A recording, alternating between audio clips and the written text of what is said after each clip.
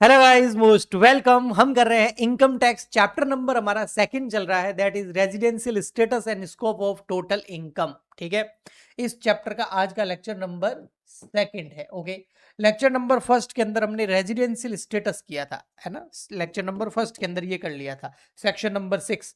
और जब हमने ये रेजिडेंशियल स्टेटस किया था तब मैंने आपको अच्छे से समझाया था पूरा टेबल के अंदर कि एक जो पर्सन होता है उसका रेजिडेंशियल स्टेटस OR यानी कि ऑर्डिनरी रेजिडेंट, NOR यानी कि नॉट ऑर्डिनरी रेजिडेंट, और NR यानी कि नॉन रेजिडेंट। तीन तरीका का स्टेटस हो सकता है किसी भी पर्सन का, यानी कि किसी इंडिविजुअल का, फर्म का, कंपनी का, HUF का, AOP का, BOI का। ठीक है, वो हमने अच्छे से समझा था।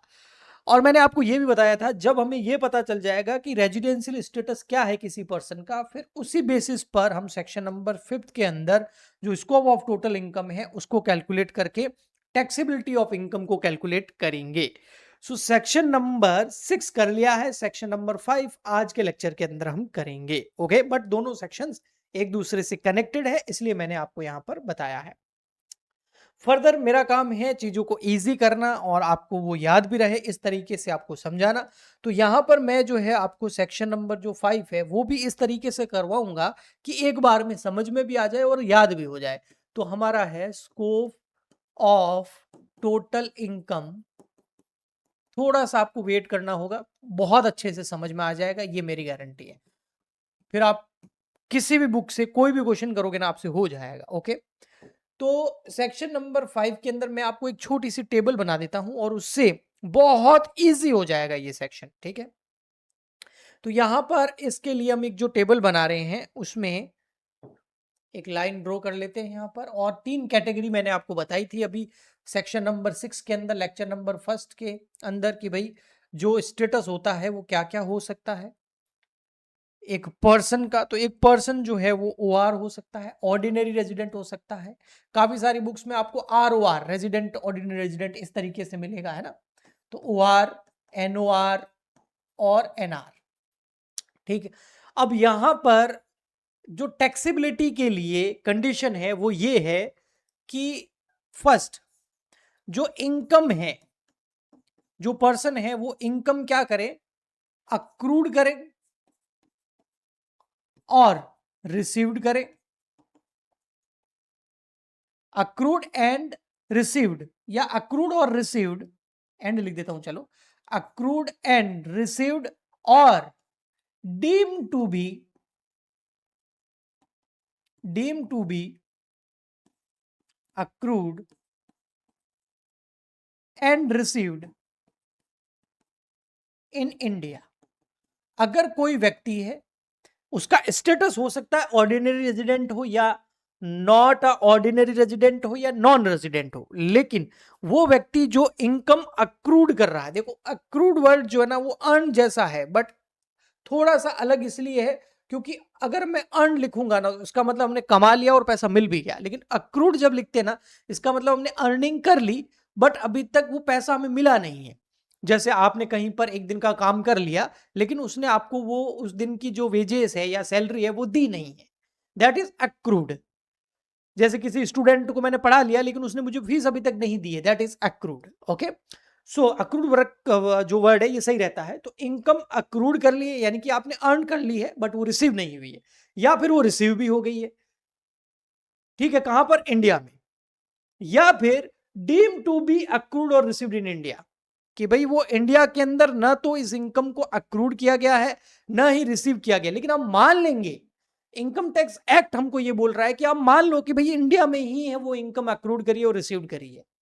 तो इस केस के अंदर चाहे आप ऑर्डिनरी रेजिडेंट हो, चाहे आप नॉट ऑर्डिनरी रेजिडेंट हो या नॉन रेजिडेंट हो, तीनों ही केस के अंदर आपकी इनकम जो है वो टैक्सेबल होगी।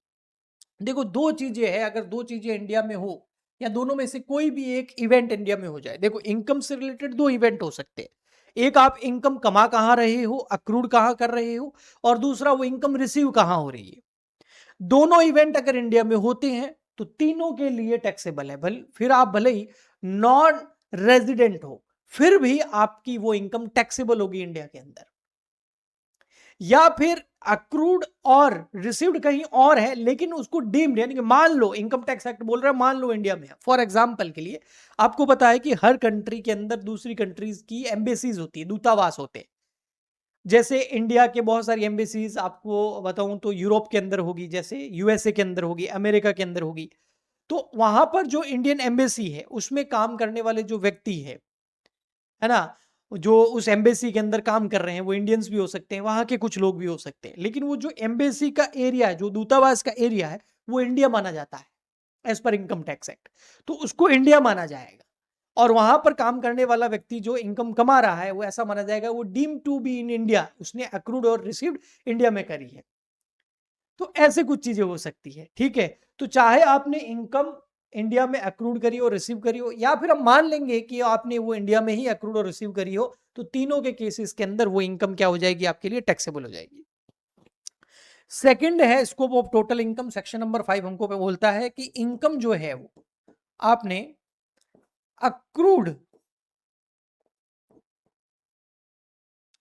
अक्रूड करी है आउटसाइड इंडिया, मतलब आपने उस इनकम को कमाया भी बाहर है और वो अभी तक आपको मिली नहीं, वो अलग बात है, लेकिन कमाई बाहर है आपने उसको आउटसाइड इंडिया, बट रिसीव्ड और deem to be received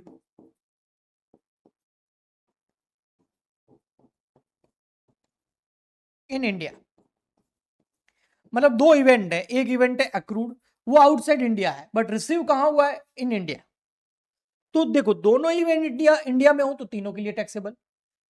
accrued और रिसीव दोनों में से कोई एक इवेंट भी इंडिया में हो, जैसे यहां पर रिसीव्ड इन इंडिया, आप इनकम कमा कहीं बाहर रहे हैं लेकिन रिसीव कहां हो रही है, इंडिया में हो रही है, तो भी तीनों के लिए क्या हो जाएगी, वो इनकम टैक्सेबल हो जाएगी। या फिर बहुत इजी है ये देखना, income received outside India, income received आप भारत से बाहर कर रहे हैं, बट अक्रूड और डीम टू बी अक्रूड, या तो अक्रूड इंडिया में भी, या मानना है कि भाई हाँ इंडिया में ही है वो, deem to be accrued in India. तो इस केस के अंदर भी तीनों के लिए वो इनकम टैक्सेबल होगी, चाहे आपकी जो रेजिडेंशियल स्टेटस है, चाहे आपका वो ओआर हो, एनओआर हो या एनआर। फिर एक आता है पॉइंट नंबर 4, ये ध्यान से सुनना, अच्छे से समझना इसको। तो थोड़ा बहुत कंफ्यूजन इस पॉइंट में होता है, ये तो बिल्कुल इजी है कि भाई ये दोनों इवेंट इंडिया में हो जाए तो भी तीनों के लिए टैक्सेबल है, दोनों में से कोई एक इवेंट भी हो जाए, जैसे यहां रिसीव्ड हो रहा है और यहां पर हो रहा है अक्रूड, ठीक है, तो भी इंडिया के अंदर अगर अक्रूड है या फिर रिसीव्ड है, दोनों में से कोई एक इवेंट है या दोनों है, तीनों के लिए टैक्सेबल है। बट फोर्थ नंबर में देखो क्या है, income accrued and received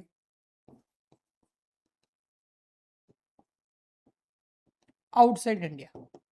income accrued और रिसीव्ड भारत से बाहर है, तो इस केस में क्या करें, तो इस केस में हमको देखने पड़ेगा कि जो इनकम कमा रहे हो आप, उसको कमा भी बाहर रहे हो, अक्रूड हो गई है, कमा ली है, मिली नहीं है वो अलग बात है, लेकिन इंडिया से बाहर आपने कमाई है और इंडिया से बाहर ही वो आपको मिल रही है, दोनों इवेंट इंडिया से बाहर है, दोनों में से कोई एक इवेंट इंडिया में होता तो तीनों के लिए टैक्सेबल हो जाती। जब ये दोनों इवेंट अगर इंडिया से बाहर होंगे तो उस केस के अंदर हम देखेंगे भाई उस इनकम का सोर्स क्या है। अगर वो इनकम का सोर्स जो है वो बिजनेस है, क्या है, बिजनेस सोर्स है, व्यापार से आप कमा रहे हैं, तो हम देखेंगे कि उस बिजनेस का कंट्रोल कहां है, कंट्रोल, उस बिजनेस का कंट्रोल है इन इंडिया, यानी कि बिजनेस बाहर है लेकिन उसका कंट्रोल, यानी कि प्लेस ऑफ इफेक्टिव मैनेजमेंट, पीओईएम मैंने बोला था ना आपको, प्लेस ऑफ इफेक्टिव मैनेजमेंट, पहले भी हम पढ़ चुके हैं लेक्चर नंबर 1 के अंदर।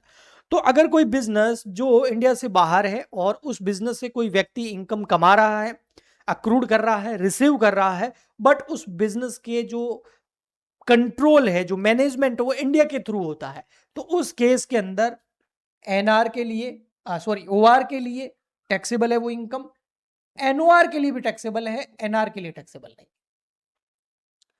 बट अगर कंट्रोल आउटसाइड इंडिया हो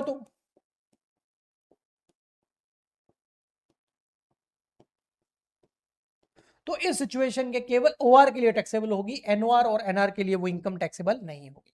बट ये तो एक सोर्स बताया ना मैंने, ये सोर्स बताया मैंने आपको भाई, अगर बिजनेस का सोर्स हो, इनकम आप अक्रूड और रिसीव्ड आउटसाइड इंडिया कर रहे हो, बिजनेस का सोर्स है और कंट्रोल इंडिया में, तो इन दोनों के लिए टैक्सेबल, इसके लिए नहीं है। कंट्रोल आउटसाइड इंडिया है तो केवल ओआर के लिए टैक्सेबल है, एनओआर और एनआर के लिए टैक्सेबल नहीं है। लेकिन आपका जो सोर्स है वो बिजनेस नहीं है, अदर देन बिजनेस है। बिजनेस के अलावा कोई भी सोर्स हो सकता है, अदर सोर्स, जैसे कोई सैलरी हो सकती है ना, इंटरेस्ट रिसीव हो सकता है, कोई अदर सोर्स है। तो उस केस के अंदर आपको कुछ कंट्रोल नहीं देखना है, उस केस में ओनली ओआर के लिए टैक्सेबल है, एनओआर और एनआर इन दोनों के लिए टैक्सेबल नहीं है। अब अगर आपको ये टेबल समझ में आ जाए और अगर आप इस टेबल को अच्छे से समझ के याद कर लो और उसके बाद आप जो स्कोप ऑफ टोटल इनकम है सेक्शन नंबर 5 है, उसके क्वेश्चंस को ट्राई करोगे तो 100% आपसे सारे के सारे क्वेश्चन हो जाएंगे, कोई प्रॉब्लम नहीं आएगी। तो आप चाहे तो स्क्रीनशॉट ले सकते हैं, आपके सामने ये रही टेबल, थोड़ा आप बोलो तो मैं नीचे कर लेता हूं। ओके जी, सो ये चैप्टर नंबर 2 हमारा यहीं कंप्लीट हो जाता है। बट अगर आप इस चैप्टर की प्रैक्टिस, इसके क्वेश्चंस की प्रैक्टिस करना चाहते हो, अगर आप इस चैप्टर को लाइव मुझसे पढ़ना चाहते हो, तो आप हमारी ऐप डाउनलोड कर लीजिए। ऐप के अंदर हमारा इनकम टैक्स का लाइव बैच चल रहा है, जो कि पेड कोर्स है, फ्री नहीं है। फ्री यूट्यूब पे आते हैं, ऐप के अंदर सब कुछ पेड होता है। तो अगर आप अच्छे से और प्रिपरेशन करना चाहते हो, आपको और हेल्प चाहिए, तो आप पेड कोर्स ले सकते हो। आपके लिए इतना ही सफिशियंट है, तो आप यूट्यूब से पढ़ सकते हो। हम मिलते हैं नेक्स्ट लेक्चर में। आज के लिए इतना ही, तब तक के लिए goodbye and thank you.